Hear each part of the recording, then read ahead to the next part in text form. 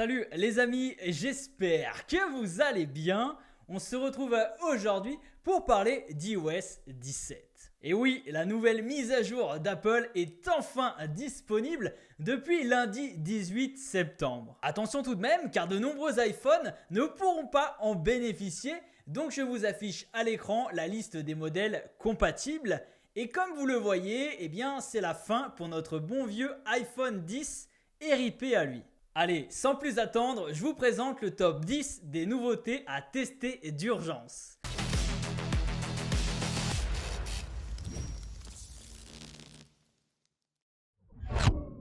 Allez, on commence tout de suite avec la première nouveauté et c'est sans doute l'une de mes préférées, le mode veille.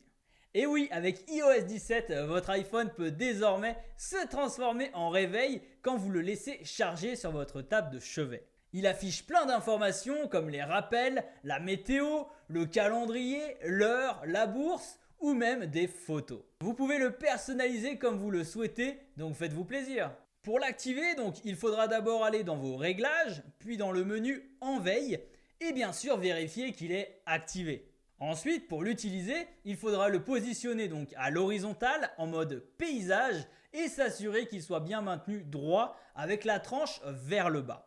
Enfin, il est essentiel que votre iPhone soit branché pour que le mode veille s'active. Pour une meilleure utilisation, moi je vous recommande d'utiliser un stand pour maintenir votre iPhone correctement. Alors ça peut être utile pour la table de chevet, pour le soir par exemple, mais également sur un bureau pour travailler. Je trouve que ça peut être excellent. Ça permet d'afficher quelques informations et puis de charger l'iPhone en même temps. Donc moi je trouve ça vraiment canon et j'adore cette nouvelle fonctionnalité. Allez, gros pouce bleu dans la barre des pouces bleus si vous aimez cette astuce. Allez, on enchaîne tout de suite donc avec la deuxième nouveauté qui est plutôt sympathique également et qui va donner un beau coup de frais à vos fiches contacts. Vous pouvez enfin personnaliser donc l'image qui s'affiche lorsque vous recevez un appel. Alors pour la personnaliser, c'est assez simple là aussi. Donc vous allez dans la fiche d'un contact, n'importe lequel. Rendez-vous ensuite dans le bouton modifier donc en haut, puis sur le bouton modifier sous l'image associée donc à votre contact. Sélectionnez ensuite le type de poster à utiliser, il y a de nombreux modèles disponibles et appuyez sur personnaliser. Vous pourrez alors modifier la photo du contact mais aussi personnaliser son affiche en sélectionnant soit une image dans photo, un emoji ou même un monogramme. C'est pas une nouveauté exceptionnelle, Android le fait déjà, mais ça permet d'apporter plus de personnalisation tout de même. Donc c'est bon à prendre et moi je trouve ça un peu plus sympa tout de même de recevoir un appel avec une fiche personnalisée. Autre nouveauté très cool, eh bien c'est l'arrivée de l'option Name Drop. Vous pouvez désormais partager très facilement des coordonnées, donc en rapprochant un iPhone vers un autre iPhone ou même une Apple Watch. Alors avant que ça fonctionne, vous devez tout de même aller vérifier que cette option eh bien, est activée dans vos réglages. Donc allez dans le menu général, puis sélectionnez AirDrop. Et puis bien cocher l'option commencer le portage en approchant les appareils. Ensuite la manipulation elle est très simple, vous approchez un iPhone de l'autre appareil puis vous laissez faire la magie, opérer la magie et donc l'échange va s'effectuer et vous aurez même une petite animation très sympathique. J'en profite pour faire une petite pause dans cette vidéo pour vous présenter le partenaire de cette vidéo, il s'agit de Tenorshare. Tenorshare Reboot est un logiciel puissant de récupération pour les appareils iOS, macOS, conçu pour résoudre les problèmes courants tels que le blocage de l'écran, le redémarrage en boucle et les erreurs système. Il peut également vous aider avec iOS 17. En effet, certains utilisateurs ont remarqué une consommation rapide de la batterie et des problèmes de chauffe, mais aussi des difficultés à faire la mise à jour vers iOS 17. Avec Tenorshare Reboot, simplifiez-vous la gestion de vos appareils iOS, vous me remercierez. Je vous mets bien sûr le lien en description et dans les commentaires pour tester. Encore merci à Tenorshare de soutenir la chaîne. Allez, on enchaîne tout de suite avec la quatrième fonctionnalité. Avec iOS 17, vous pouvez désormais laisser un message vidéo avec FaceTime. Bien pour ce faire, c'est assez simple. Vous lancez donc un appel vidéo avec FaceTime. Si la personne en face ne répond pas ou qu'elle a refusé tout simplement l'appel, vous allez avoir une option qui va s'afficher à l'écran. Donc vous appuyez dessus tout simplement pour enregistrer votre message et puis vous lui envoyez tout simplement. Ce qui est cool quand même, c'est que vous pourrez visionner le message vidéo avant de l'envoyer. Vous pouvez également trouver des recettes à partir d'une photo avec iOS 17. Alors c'est super simple, vous sélectionnez une photo dans l'application photo, ensuite vous maintenez votre doigt appuyé dessus quelques secondes, puis vous le relâchez et vous cliquez sur chercher. Des résultats de recherche vont apparaître en dessous de l'image et donc c'est ultra pratique je trouve. Ça va vous permettre de réaliser cette fameuse recette que vous cherchiez tant. Voici une fonction d'iOS 17 qui devrait en rassurer plus d'un. Lorsque vous quittez donc vos proches, vous avez désormais la possibilité de leur indiquer automatiquement que vous êtes bien arrivé chez vous sans risque d'oublier de leur dire. Pour ce faire, au moment de partir, vous ouvrez un message, vous allez dans la conversation de votre ami, vous appuyez sur le bouton plus, ensuite vous allez checker les différentes options et puis vous allez cliquer sur accompagnement. Vous appuyez sur continuer ensuite à 2 reprises pour valider. Vous choisissez les données que vous souhaitez partager dans le cas où vous n'arriveriez pas chez vous et vous appuyez sur continuer pour valider. Enfin, touchez le bouton envoyer un accompagnement pour envoyer la notification d'accompagnement à votre proche. Celui-ci recevra un message comportant donc votre destination et votre heure approximative d'arrivée. Et lorsque vous arrivez donc chez vous sain et sauf, votre proche recevra une notification lui indiquant que vous êtes arrivé tout simplement chez vous.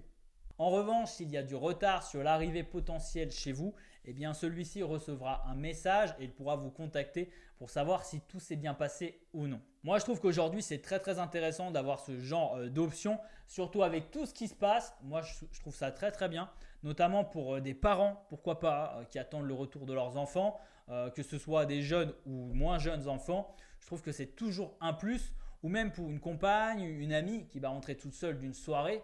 Je trouve que là aussi, c'est quand même ultra pratique. Donc, n'hésitez pas à l'utiliser. Voyez avec la personne si elle est d'accord pour partager sa position. Mais je trouve ça quand même ultra intéressant et ça peut sauver des vies. Avec iOS 17, vous pouvez également faire sonner votre Apple Watch depuis votre iPhone. Alors oui, l'inverse était déjà possible sous iOS 16 avec notamment l'Apple Watch qui permettait de localiser son iPhone et de le faire sonner. Mais là maintenant, c'est le cas inverse. iOS 17 permet donc à l'iPhone de retrouver son Apple Watch et je trouve ça vraiment super pratique pour les personnes tête en l'air. Et moi, le premier, je perds toujours toutes mes affaires. Au moins, avec cette option, je risque pas d'oublier mon Apple Watch ou de la perdre. Pour activer le paramètre, c'est assez simple. Vous allez dans le centre de contrôle depuis les paramètres de votre iPhone. Et vous ajoutez tout simplement la commande faire sonner Apple Watch dans votre centre de contrôle. Vous cliquez sur la petite flèche verte pour venir l'ajouter. Ensuite, vous allez dans votre centre de contrôle et vous verrez qu'il se sera mis à jour et vous aurez l'option, donc vous pourrez l'utiliser. On continue avec les nouveautés, avec cette fois la possibilité de détourer une photo ou une photo live pour en créer un autocollant. Ça ressemble à ça. Et vous pouvez même les utiliser pour les envoyer dans des conversations.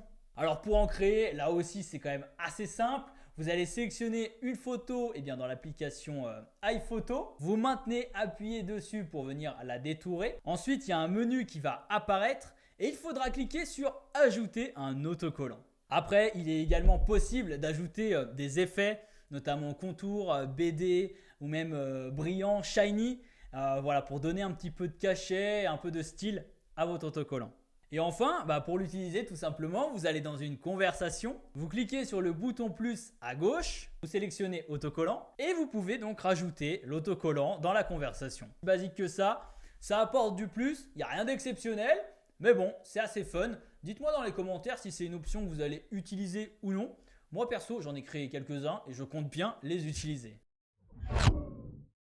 Alors encore une nouveauté avec l'option distance de l'écran. Là c'est tout simplement pour protéger votre santé et plus précisément vos petits yeux. On passe de nombreuses heures sur son iPhone, c'est vrai que c'est hyper addictif.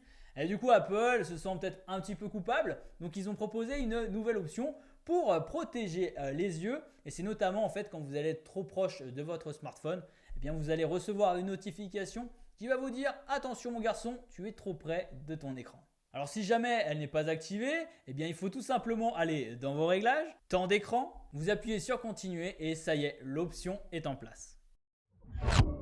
C'est déjà la dernière astuce de cette vidéo et celle-ci va grandement vous servir si vous utilisez votre iPhone pour des usages personnels et professionnels. Avec iOS 17, vous pouvez séparer votre navigation personnelle de votre navigation professionnelle avec Safari.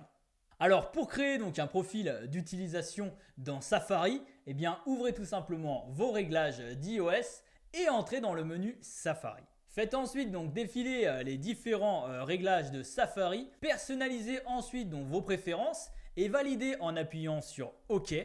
Recommencez autant de fois que vous avez besoin de profils différents. Et ensuite pour passer d'un profil utilisateur à un autre lorsque vous utilisez Safari, ouvrez le gestionnaire d'onglets et appuyez sur l'icône figurant une silhouette en bas au centre de votre écran. Dans le menu qui se déploie en bas, appuyez sur Profil et sélectionnez le profil que vous souhaitez utiliser. Voilà, c'était 10 fonctions que j'ai souhaité relever de cette mise à jour iOS. C'est des fonctions quand même qui sont plutôt intéressantes je trouve. De nombreuses d'entre elles, je vais les utiliser au quotidien. Après, il en existe encore plein d'autres. Je crois qu'il y en a une soixantaine ou même un peu plus. Donc, ne vous inquiétez pas, bien sûr, je suis Monsieur Intech. Donc, je vais vous créer plein de vidéos au format court, que ce soit du YouTube Shorts ou encore du TikTok. Et je vous dévoilerai toutes les astuces de iOS 17. Donc, si vous n'êtes pas encore abonné à la chaîne, je compte sur vous pour vous abonner. Sur ce, les amis, on se retrouve très très vite pour de nouvelles vidéos. Alors, prenez soin de vous et à la prochaine. Allez, salut!